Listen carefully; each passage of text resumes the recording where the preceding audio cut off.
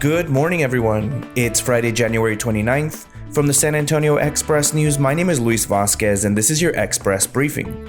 All of the stories you need to know to start your day. You can expect intermittent clouds and a high of 66 degrees in San Antonio today. This weekend, expect mostly sunny skies with highs in the low 70s. Yesterday, President Joe Biden ordered government health insurance markets to reopen for a special sign-up window, offering uninsured Americans a haven as the spread of COVID-19 remains high and vaccines aren't yet widely available. We have everything you need to know over at expressnews.com. Also, be sure to keep an eye out on our Taste Teams page this morning for the latest entry in our 52 Weeks of Food Truck series. We headed to the Bulverde area for a full review of a new food truck from a James Beard Tap chef. And now let's move on to our top stories for the day.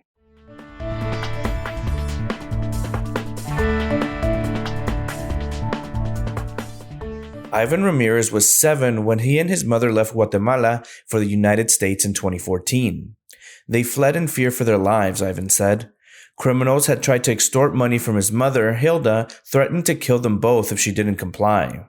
Caught as they crossed the border, they ended up at the Karnes County Residential Center, where Ivan celebrated his 8th birthday. Once released, the two found sanctuary at a church in Austin. Ivan, now 14, and his mother have been living there for 5 years. Now, Hilda Ramirez faces deportation while her son has been approved for a special juvenile visa, allowing him to apply for permanent residency. Thursday morning, activists went to ICE field office on the north side to advocate for her stay of removal application. Liz Hardaway reports on the situation in her latest article. A 1921 craftsman bungalow in the Beacon Hill area of North Downtown, the boyhood home of one of San Antonio's first athletes to play in the National Football League, appears headed for historic landmark designation by the City Council in the spring. But it's not a done deal. There are those who say granting landmark status to the house at 1206 West Argarita Street seems too much like punishing the owner. The owner, after initially seeking demolition, is now preserving it. If landmark status is awarded, the current and future owners would be eligible to receive local tax incentives for structural rehabilitation, but would have to secure approval from the city for exterior work. Scott Huddleston explores the house's history and explains what's next. If U.S. Senator Ted Cruz was trying to extend an olive branch to U.S. Representative Alexandria Ocasio-Cortez, it certainly didn't go as planned. Cruz took to social media to agree with Ocasio-Cortez and her call for congressional hearings into how and why financial services company Robinhood Markets decided to block retail investors from trading stocks. But after Cruz tweeted out to his 4.2 million followers that he agreed with her, Ocasio-Cortez fired back. Jeremy Wallace has more on the deepening partisan divide over the January 6 riots at the U.S. Capitol. Columnist Gilbert Garcia writes, quote, Marjorie Taylor Greene, the newly elected representative from Georgia's 14th Congressional District, is an avid follower of the QAnon conspiracy cult and lives in a paranoid playland that bears little resemblance to reality. In recent years, Greene has expressed support for the idea that the September 11, 2001 terrorist attacks were a hoax. She called the 2018 Parkland, Florida shooting, which resulted in 17 deaths and 17 injuries, a false flag.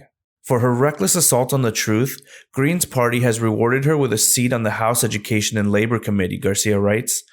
Read his full column over at expressnews.com.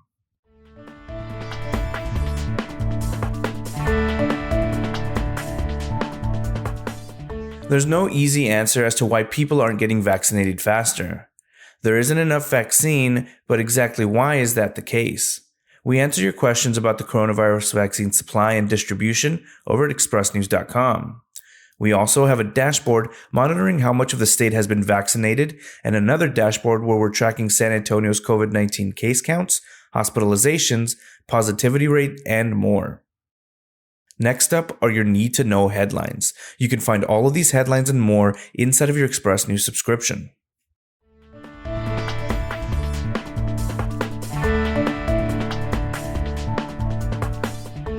San Antonio officials reported 20 new deaths from COVID-19 on Thursday as the coronavirus continues to spread in the region. The newly reported deaths occurred in the past 2 weeks and are the second most reported in a single day here since the summer. Governor Greg Abbott vowed on Thursday to fight the new Biden administration's climate change agenda, calling it a direct threat to the state's energy sector. The man found dead Tuesday at a La Cantera area apartment was a rapper signed to a Sony-affiliated record label. 34-year-old Martel Duren was originally from Louisiana and a cousin of Beyoncé, according to the source. Bexar County officials are warning residents of a scam that attempts to intimidate people into paying fines for missing jury duty. A Converse man is facing more than 20 charges of possessing, receiving, and producing indecent visuals of sexual abuse of minors, according to the Department of Justice. Cullen/Frost Bankers Inc.'s annual profit slid 25% last year, the second straight year the San Antonio Bank holding company posted a smaller bottom line. Valero Energy Corporation said Thursday that it lost $359 million in the fourth quarter of 2020, capping an ugly year for the San Antonio refiner in which the pandemic demolished the demand for fuel. For the full year, Valero said it lost $1.4 billion. University Health spent $18.5 million more on medical supplies than what was budgeted because of the pandemic, but ended 2020 with a lot more money in the bank than expected.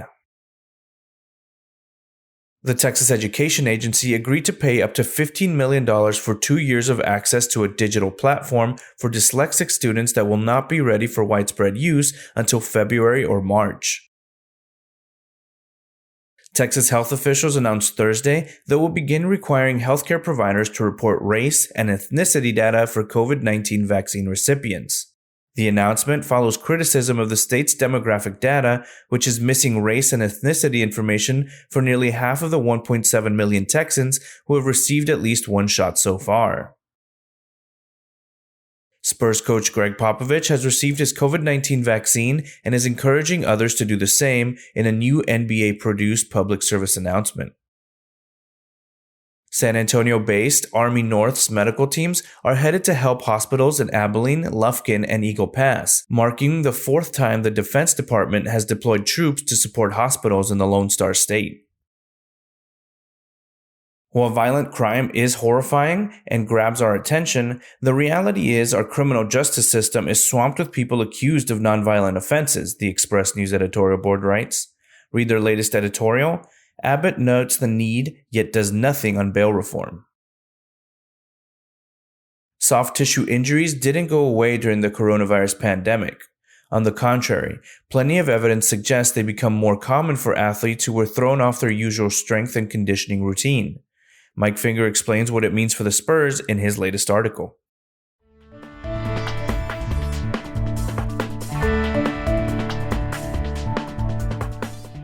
Gray Street Partners is selling a big chunk of the land where it has said it has plans to develop a massive mixed-use community. The San Antonio firm has been buying land near the Pearl since 2014, including properties previously owned by the San Antonio Independent School District, according to Bear Appraisal District records.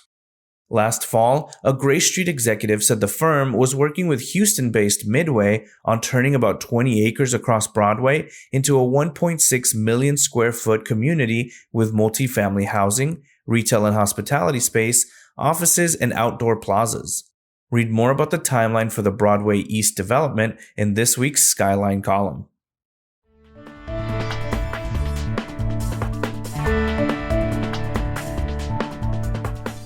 Have you ever wondered how a cheetah achieves its blink and its gone speed? Or how a giraffe's heart pumps blood from its chest all the way up its long neck to its brain? The Whitty Museum has the answers in The Machine Inside, Biomechanics, an exhibit opening Saturday. Everything's a wake-up call these days. Politics, public health, social justice, but being woke starts with being awake. Mike Sutter brings you 5 great new coffee shops for a San Antonio wake-up call. When the Spurs welcome the Nuggets to the AT&T Center tonight, it will mark their best chance yet to see how far they've come in the rebuilding process. For their debut album, the San Antonio band Monomials got help from some of the city's best-known artists and musicians. Available today, Fort Knox features production by Joe Reyes and cover art by Lloyd Walsh. And that's all for today. This was your Express Briefing for Friday, January 29th. My name is Luis Vasquez. Please consider becoming an Express News subscriber to get in-depth coverage on all the stories you heard today. Also, be sure to rate and review the podcast inside of your Apple Podcast app, as it really helps the show. Have a wonderful weekend, everyone.